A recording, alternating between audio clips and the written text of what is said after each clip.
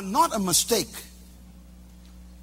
People think, well, you know, my mother had 5 children and she said I was the one they didn't want.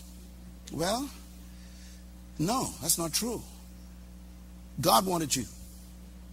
You are a perfect, determined baby. God wanted you because there's something you were born to that's already finished and you had to come. The Bible says there's a time to be born and a time to die. In other words, he timed your birth. You weren't born just haphazardly because your mom and daddy had sex. Matter of fact, let me tell you something very interesting. 6 billion people on earth today, and not a one of them have your fingerprint, which means that you are completely original, unique.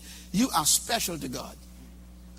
It's very important for you to understand that God didn't just haphazardly choose you.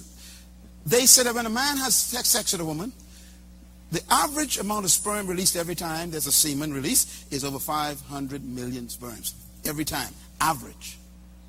That's a lot of sperms. And the Bible talks about how important you are to God. Now, doctors say that every sperm runs toward the egg. They fight each other to get there. I'm getting ready to shout for a second. Here's God watching your mother and daddy in the back of the car.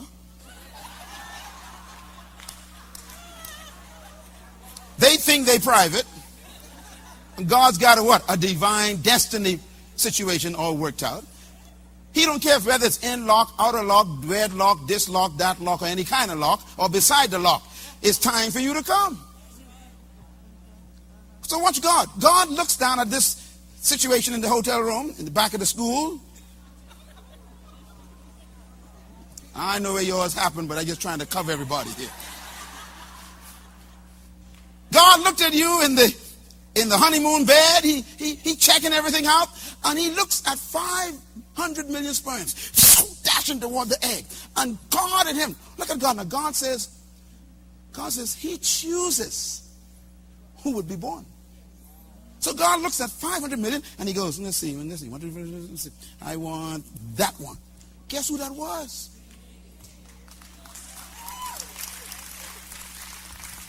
Now here's why you shout. Ready? Here's why you shout. All of them were racing. And guess who won? Which means you won before you started. You came out as the winner. Give yourself a big hand. You 500 million sperms. Now let's calculate that.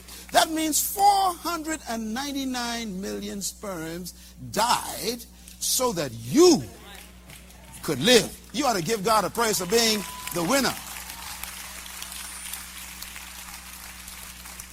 You've heard people say this often and you didn't believe it. They say, I was born a winner.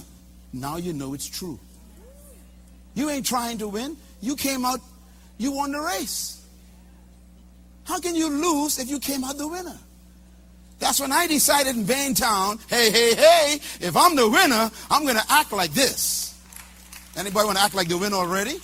That means you don't compete with nobody. You already won. The competition is over. You, the one that came out. Matter of fact, I put it to you that God has given us all the opportunity to express our winning spirit.